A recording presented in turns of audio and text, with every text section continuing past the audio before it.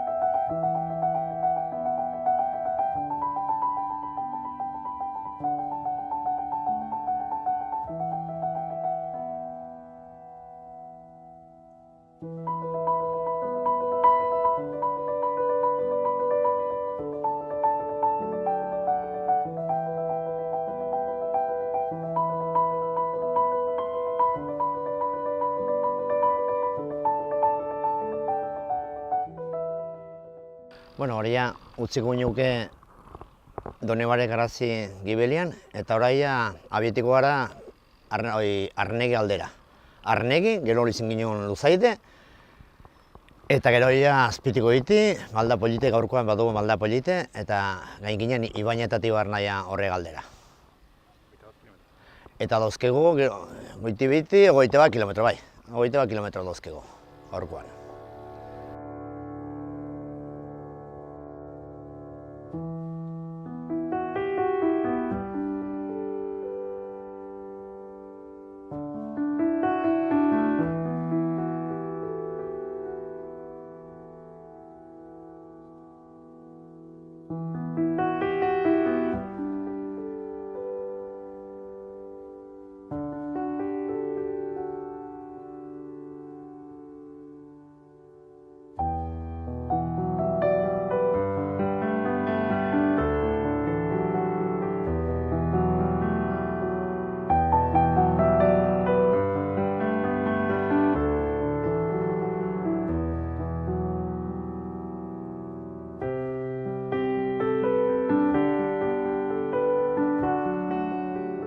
Kaixo, gaurko ibilbidea hasteko Orreagara etorri gara. Historiaz betetako leku hontan kokatzen baita Orreaga Iratiko oianaren mendebaldeko sarrera. Europako bigarren pago-izei oianik handiena da, eta duen aberastasunaren ondorioz Natura 2000 sarean kontserbazio berezirako eremua eta hegazti babesgune berezia izendatu da. Baina oianean sartu aurretik puntu garai batetara joango gara, gure burua ongi kokatzeko.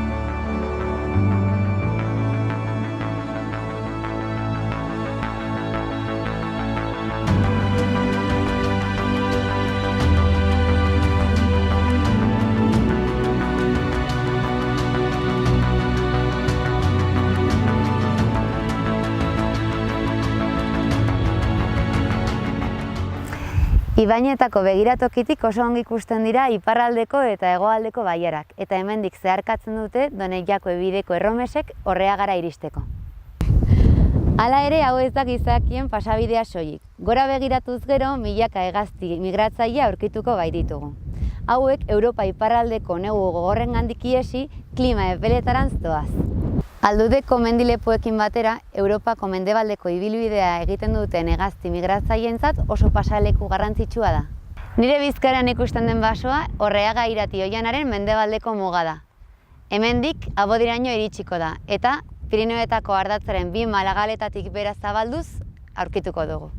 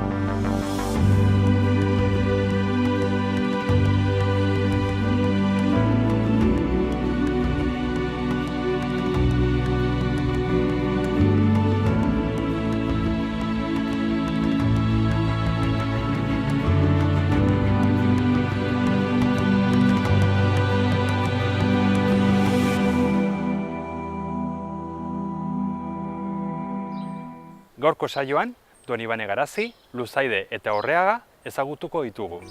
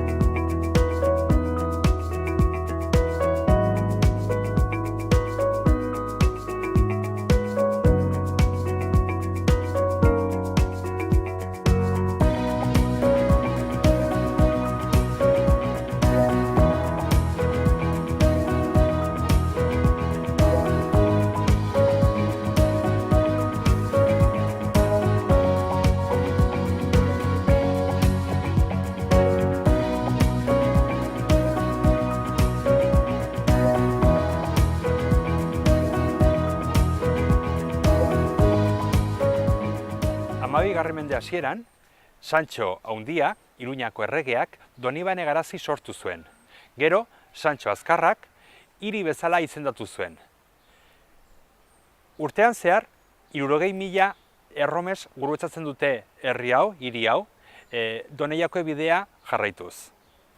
Aipatzekoa da ere, nola 1512an, Nafarro garaia konkistatuta ondoren, Donibane Garazi bihurtu zen Nafarroko erresumaren hiriburua.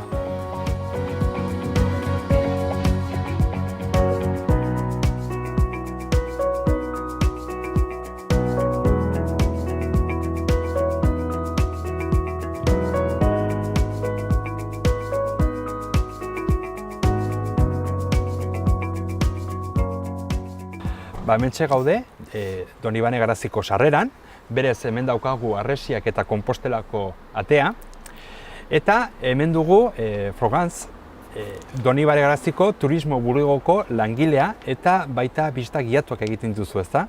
Bai, egunon. Bai, egunon.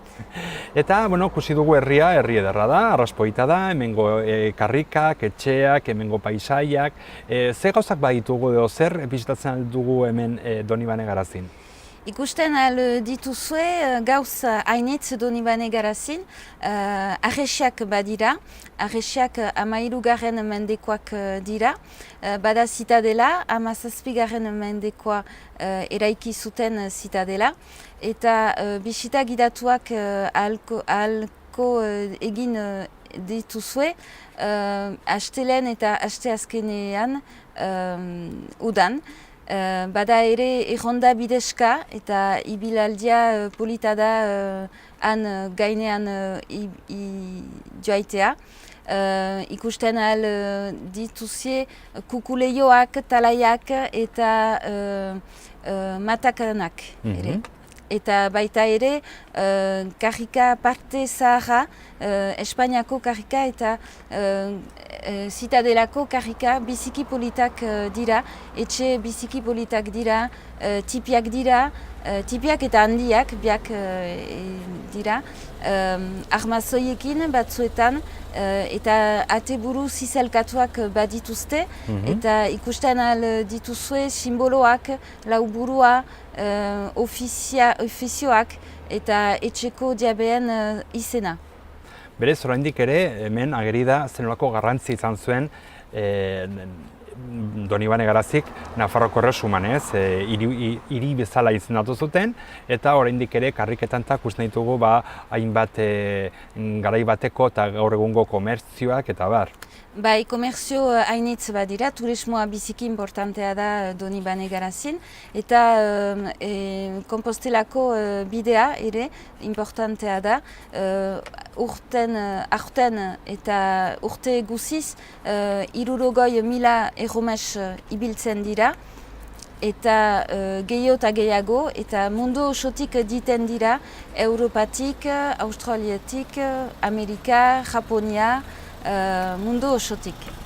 Orduan, Doneiako bide alde batetik, eta gero baita ere berez leku ederra delakotz, ezta? Badauka, turismoa badauka bere garrantzia, baina hemen inguruan ere ikusten ditugu landa eremuak, baita mahastiak ere. Bai, inguruetan mahastiak badira, Irulegiko mahastia, han ikusten ahal dugu, eta ere aberea importantea da, aberea, hartzainak badira ere, eta egiten dute gasna, ardi gasna. Orduan bai ez, ikusten dira baita ere bidean ikusi ditugu hainbat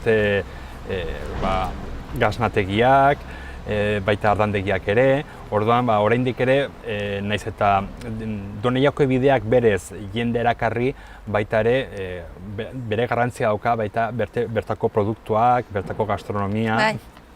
Bai, biztan dena, bai. Mil esker. Mil esker zuri, eta ikus arte, eta ongi etorri Donibane Garazin. Orai Arnekin gaude, Arneki, ondoko herri izan ginen ja errekapaztuta hementxe gaude muga, eta gero hortear izan ginen bai Luzaide, hortik ja horre galdera.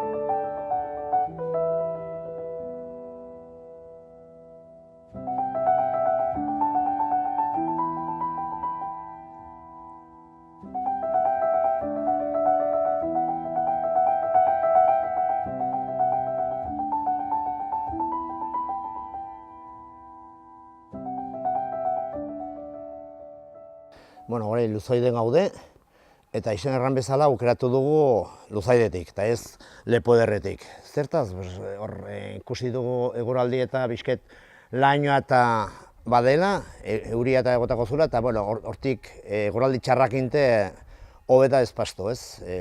Beti istripuketa izaten dire. Neguanta, elurrakinta, beti bakarremat bilegan gamarri zeten da, elurrakinta nahiko arriskutsua delakoz.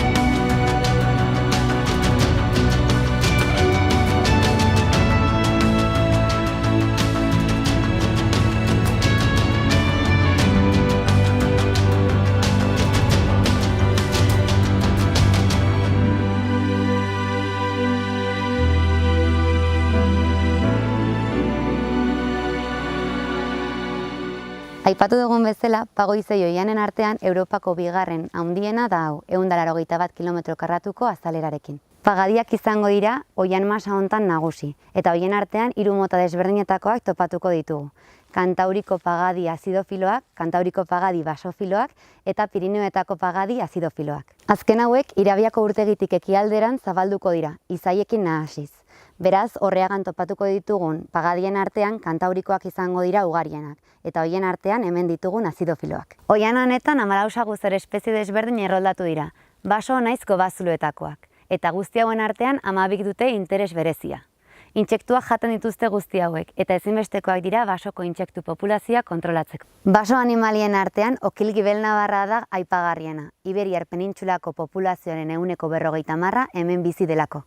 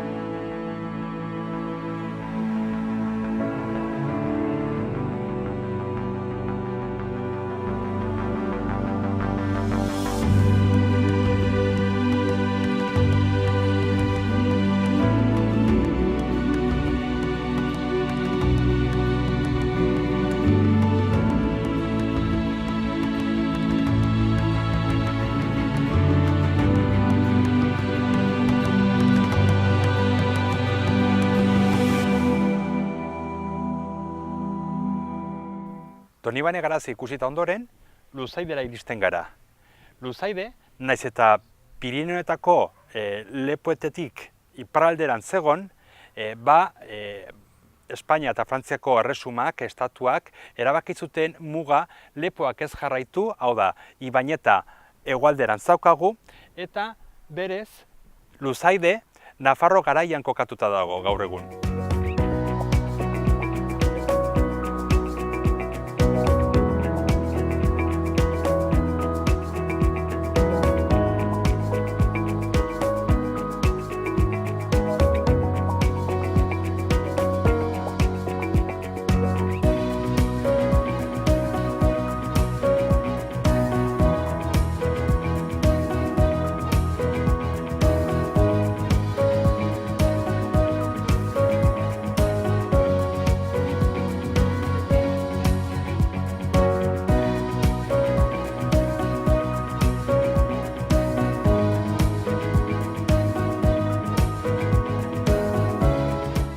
Hementxe gaude Ibañeteko kaskoan, haize freska da bile, altxa, 1054 dauzke, altura, eta oraia hemendik jetxiko gara Orreagara.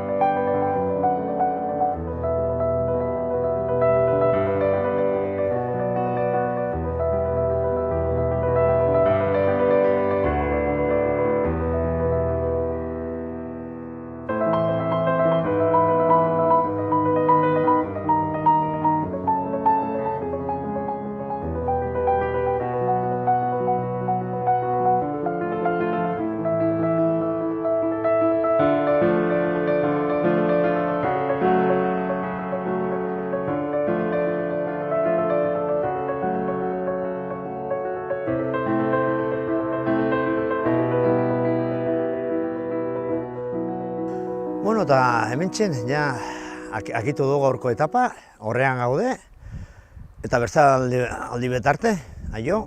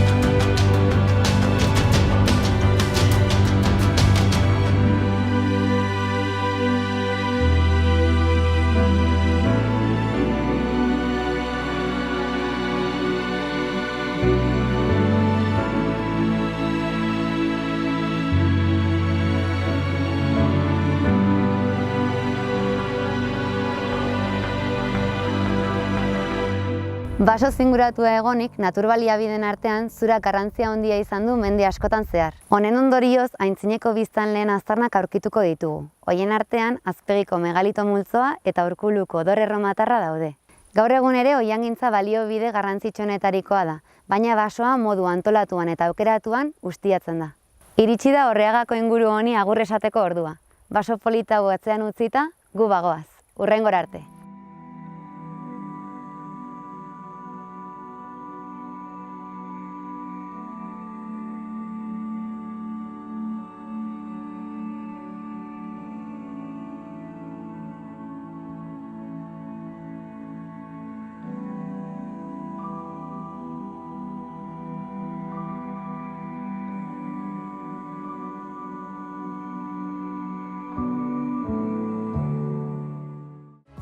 Orreaga, Doneiako bidean hito bat da, hau da, interes handiko puntua, berez erromes pila bat abia puntu bezala erabiltzen dute.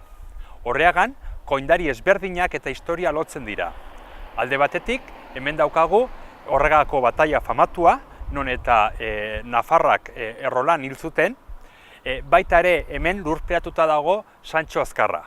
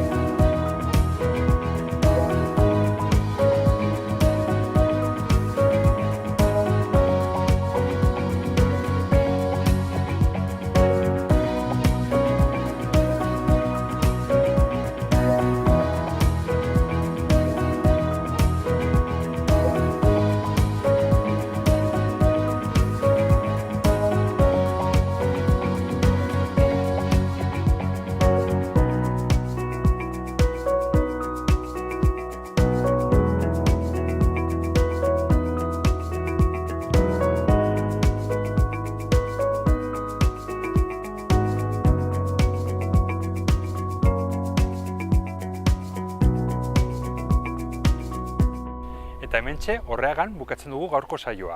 Bertze bat arte.